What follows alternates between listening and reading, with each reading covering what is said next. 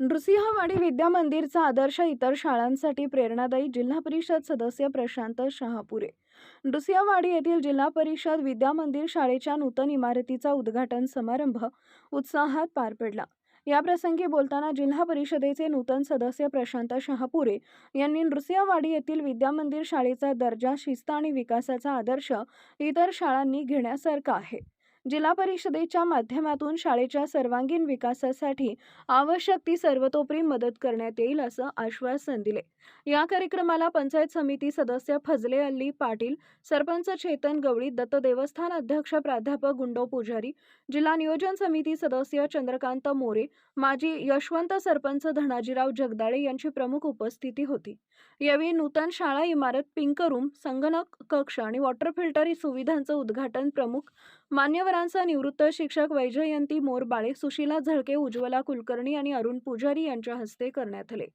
यावेळी बोलताना माजी सरपंच धनाजीराव जगदाळे यांनी गुणवत्तापूर्ण शिक्षण हीच खरी गावाच्या प्रगतीची गुरुकिल्ली आहे। विद्यार्थ्यांना आधुनिक सुविधा, डिजिटल शिक्षण आणि चांगले शैक्षणिक वातावरण मिळावे यासाठी ग्रामपंचायत कटिबद्ध आहे। नृसिंहवाडीतील ग्रामस्थ, पालक आणि शाळा व्यवस्थापन यांचे एकत्रित प्रयत्न हे या प्रगतीमागील खरे बळ आहे। भविष्यातही एकच ध्यास, शाळेचा विकास या उद्दिष्टाने आपण सर्वांनी काम करावे असं आवाहन त्यांनी केले आहे। प्रास्ताविक करताना मुख्याध्यापिका सुवर्णा माने यांनी नूतन इमारतीसाठी आजी माजी शालेय समिती, ग्रामपंचायत, देणगीदार आणि पालकांचे मोलाचे सहकार्य लाभल्याचे सांगितले। तसेच शाळेची पट संख्या वाढवण्यासाठी पालक व ग्रामस्थांनी सहकार्य करावे असे आवाहन त्यांनी केले।